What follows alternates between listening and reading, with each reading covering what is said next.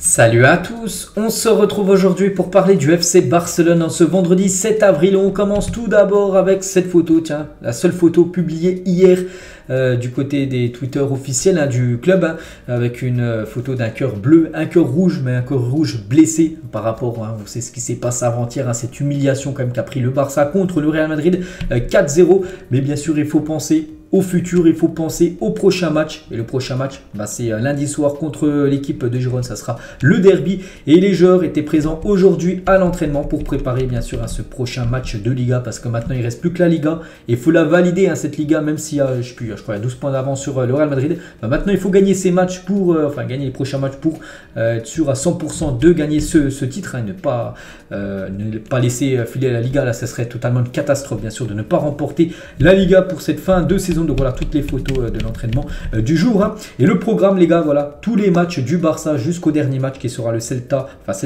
Vigo Barça. Donc là c'est contre Girone. Ensuite il y aura Retafe, Atlético, Vallecano et le Betis Séville au programme pour le Barça là pour ces 5-6 prochains matchs. Et concernant le match, c'est vrai, je vous l'ai dit les gars juste en début de vidéo, ça se jouera lundi. C'est ni demain, c'est ni dimanche, ça sera lundi soir. Et Mateu, et c'est officiel, sera l'arbitre. On connaît très bien sûr cet arbitre, ça sera lui et c'est officiel, ça sera lui le référé, l'arbitre de cette rencontre.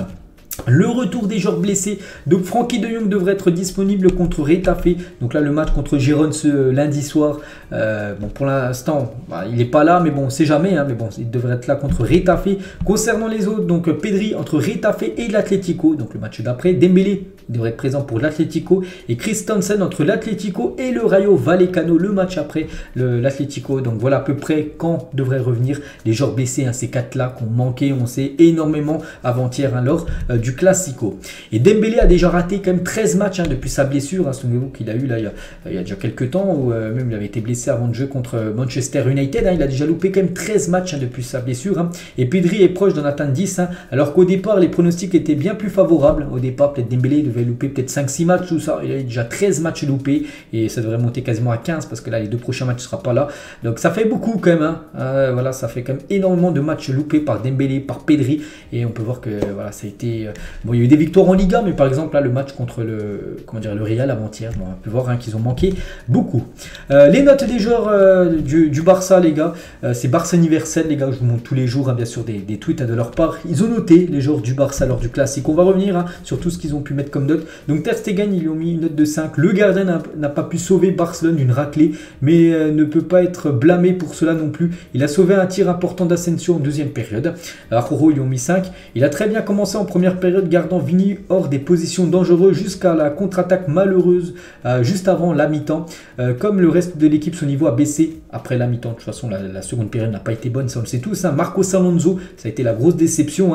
Incapable d'arrêter l'association de Benzema autour de la surface, a laissé le côté gauche de la défense désorganisé à plusieurs reprises. Alejandro Balde, une première mi-temps palpitante qui a mis en évidence sa capacité à s'épanouir dans les longs espaces et à courir. C'est vrai qu'il a fait pas mal de percées. Derrière, en seconde période, ses faiblesses défensives ont été mises en évidence. On va parler de Busquets, une note de 4, lent à plusieurs reprises, manquant des passes simples et laissant de l'espace derrière pour les transitions madrilènes. Franck Kessié, une note de 6. Une belle performance au début avec de nombreuses interceptions cruciales et une forte présence au milieu de terrain. Cependant, il a commis une faute absurde à l'intérieur de la surface, donnant au Real Madrid un penalty et le troisième but de la rencontre. Rafinha, une note de 4, le joueur le plus actif dans l'attaque de Barcelone, m'a perdu pratiquement tous les duels contre Camavinga, et je crois que c'est tout ça, c'est pas tous les... Oui, il a tout perdu contre Camavinga. À chaque fois qu'il y avait un duel, Camavinga, le défenseur gauche, en plus c'est même pas son poste Camavinga, côté du Real de jeu défenseur gauche, mais il a totalement éteint le joueur Rafinha, c'est vrai qu'il n'a pas fait une belle partie. Lewandowski, 5, il a à peine eu des occasions nettes de marquer dans le match, mais a bien résisté au jeu, mais bon voilà, 5, ils sont plutôt gentils. Je pense qu'il aurait pu avoir en dessous de la moyenne. Gavi 4, comme toujours, se battre pour chaque balle, comme si c'était la dernière. Cependant, il n'a pas pu trouver de solution pour Barcelone par la gauche. Fati, une note de 4. L'ailier a à peine touché le ballon quand il est rentré. C'est vrai qu'il a très peu touché le ballon en dessous, Fati. Eric Garcia 4, il est venu remplacer Marcos Alonso, mais n'a eu aucun effet sur l'équipe. Et Ferran Torres également, qui est rentré en cours de jeu, a joué pendant une demi-heure et a montré de l'intensité, mais n'était pas assez précis, on va dire, dans le dernier geste. Donc voilà, je trouve que les notes sont vraiment très bien données et l'appréciation à chaque fois, très bien, ça résume très bien de la part des joueurs, ce qu'ils ont pu réaliser avant-hier lors du Classico. En gros, il y a seulement Franck Kessié qui a un peu fait son match, on va dire, les autres n'ont pas été à la hauteur. Et les joueurs absents lorsque le Barça est éliminé de cette saison, donc en Ligue des Champions, il y avait eu Aroro, Koundé, Christensen, donc 3 défenseurs très importants. Le Barça avait été éliminé de la Ligue des Champions quand ces 3 n'étaient pas là. Ligue Europa, Gavi, Pedri, Dembélé, ils n'étaient pas là. Donc ils avaient été éliminés. Et Coupe du Roi, Dembélé, Pedri, Frenkie de Jong, Christensen. On peut voir vraiment quand les joueurs cadres ne sont pas là, le Barça perd les compétitions. 3 compétitions, la Ligue des Champions, Ligue Europa et Coupe du Roi. Xavi les gars, après la défaite, donc c'était avant-hier soir, c'est une soirée difficile à avaler, une lourde défaite. Nous avons été bien meilleurs que le résultat ne le laisse penser. Les erreurs de ne pas savoir bien rivaliser nous ont pénalisés. Bien sûr, il est encore en travers la gorge cette défaite. En plus, c'est pas une défaite 1-0, c'est quand même une défaite 4-0. Elle fait mal quand même cette défaite. Et l'analyse du Barça après l'élimination en Coupe du Roi. Manque de talent à l'avant et partie offensive du milieu de terrain. Peu de capacité à dribbler. Et la priorité est quand même de renforcer l'attaque, bien sûr, pour le futur. Et le vestiaire du Barça est vraiment très en colère contre Vini Junior et son attitude lors du match avant-hier. Donc les joueurs du Barça sont vraiment en colère contre le comportement de Vini. Vini a fait de nombreux commentaires irrespectueux aux joueurs du Barça quand il gagnait. Même ses propres coéquipiers ont essayé de le calmer. Par exemple, je sais pas, Benzema, Toni Kroos ont lui parlé à Vini Junior et malgré ça, il a continué à provoquer, à chambrer, que ce soit les joueurs du Barça, le public du Camp Nou. Donc voilà, le vestiaire bien sûr du Barça est très en colère contre Vini Junior. Il y a Vini à Gavi lors du match, c'est vraiment malheureux. Vous êtes sortis, vous sortez de la Copa del Rey. Voilà, bien sûr, ce qu'ils ont pu s'envoyer en pique les deux lors de cette rencontre à Aroro sur Vini Junior. Je me suis un peu chauffé parce qu'il parlait tout le temps aux joueurs. C'est un grand joueur, mais il doit se concentrer sur le jeu. S'il ne consacre qu'à cela, ça sera mieux. J'essaie toujours de respecter tout le monde, mais aujourd'hui, je suis vraiment monté en température. Il dit qu'il a failli péter un câble quand même, Aroro, parce qu'il n'arrêtait pas de mal parler, de mal regarder tout le monde. Donc voilà, ce qu'on a pu voir les joueurs du Barça par rapport à Vini Junior. Le Classico, victoire avec une différence de 4 buts ou plus au 21e siècle. Donc le Barça, quand même 5 fois, ils ont gagné un Classico avec plus 4 par rapport au but. Et le Real Madrid, une fois, ils l'ont fait. Une fois, ils agissent comme s'ils le faisaient à chaque fois. Donc voilà, par exemple 5-1, il y a eu un 0-4, il y a eu un 5-0, il y a eu aussi un 0-4 du Barça. Donc 5 fois, ça arrivé pour le Barça, seulement une fois pour le Real Madrid lors de ce match avant-hier. Les unes aujourd'hui du journal tout d'abord sport. Donc signé des cracks. Voilà, donc on peut voir Bernardo Silva, on peut voir Vitor Roque, on peut voir Léo Messi. Voilà, ça fait la une aujourd'hui en ce 7 avril. Voilà, signé des joueurs pour oublier, on va dire, cet échec tout simplement en Coupe du Roi. Et la une du journal Mondo Deportivo. Messi et plus de signatures. Là, Messi fait les deux. Une Mondo Deportivo, on peut voir en haut. Déconnexion totale pour Koundé, les gars, par rapport à son match, qu'il n'a pas fait un gros match Koundé. Donc voilà, pour revenir les gars sur les unes, ça parle de transfert parce que là, le Barça, il va falloir quand même ramener des recrues parce qu'on peut voir quand des joueurs cadres ne sont pas là, ça pose gros problème lors des gros matchs. Et concernant Messi, donc Messi a déjà pris la décision de revenir au Barça. Le problème est que le club doit baisser la masse salariale pour pouvoir l'enregistrer. Donc la semaine prochaine, les membres du conseil d'administration de Barcelone rencontreront les dirigeants de la Liga pour discuter d'un plan financier détaillé visant à réduire les salaires et à vendre des joueurs, à réduire la masse salariale et à permettre au club de signer Léo Messi. Le Barça est optimiste, donc pour le Barça ça va se faire, mais il va falloir bien sûr que des joueurs descendent leur salaire, des joueurs qui touchent beaucoup d'argent, je sais pas, comme Busquets, comme Alba, ils vont devoir descendre leur salaire pour pouvoir enregistrer et faire revenir Léo Messi. Et toujours avec Messi, donc il a regardé le Classico à la télé, bien sûr chez lui, il était dans son poste. Il a remarqué que 95 000 fans scandaient son nom à la 10e minute, vous savez, Messi. Et il regardait le match et bien sûr ça a dû lui faire plaisir. Voilà, Léo Messi. On va parler toujours de Messi, Vitor Roque ou même Yannick Carrasco sont des options très sérieuses pour Barcelone cet été. Ils ont également la possibilité de faire revenir Abdé, un joueur prêté à Osasuna. Barcelone veut renforcer l'attaque pour la saison prochaine, donc voilà des pistes aussi autres que Messi, hein, comme Roque, Carrasco, même Aubameyang qui n'est pas cité, Mousseko aussi, ça peut être une option. Dans une situation idéale, le Barça aimerait renforcer le poste d'arrière droit également, hein, mais la situation économique et les bonnes performances de Koundé Arroyo à ce poste font que Barcelone se concentre aussi sur le renforcement de l'attaque. Comme j'ai dit, en attaque, c'est la priorité, même si je pense que le poste de défenseur droit doit être aussi une priorité au club.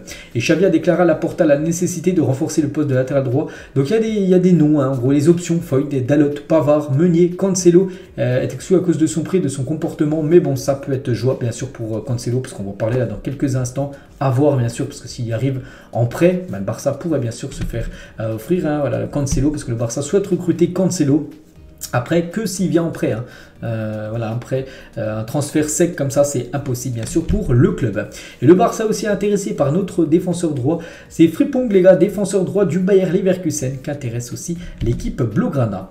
Et une chose qui est sûre, hein, c'est d'après Radio Catalane, hein, que le Barça travaille pour signer un gros joueur cet été. Donc je ne sais pas s'ils prennent en compte Messi, hein, qui est un gros joueur, peut-être Messi plus un autre gros joueur. Vraiment, il y aura vraiment un top joueur qui viendra outre Messi, hein, je pense, un autre très gros joueur qui arrivera du côté du club l'été prochain.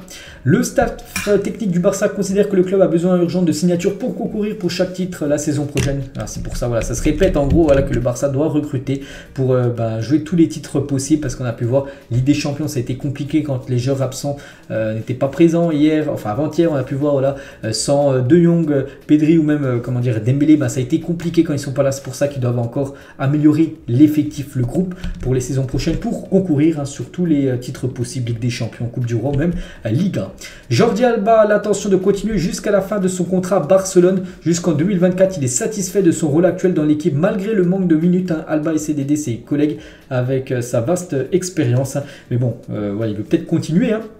Mais bon, il va devoir quand même descendre son salaire, hein, parce que c'est quand même l'un des plus gros salaires du côté du Barça, Jordi Alba. Cancelo, tiens, qu'on a parlé tout à l'heure, cible du Barça, mes idoles, Dani Alves, Marcelo et Ronaldinho quand même. Donc voilà, quand même deux joueurs, deux ex-joueurs, Blaugrana, Ronaldinho et Dani Alves.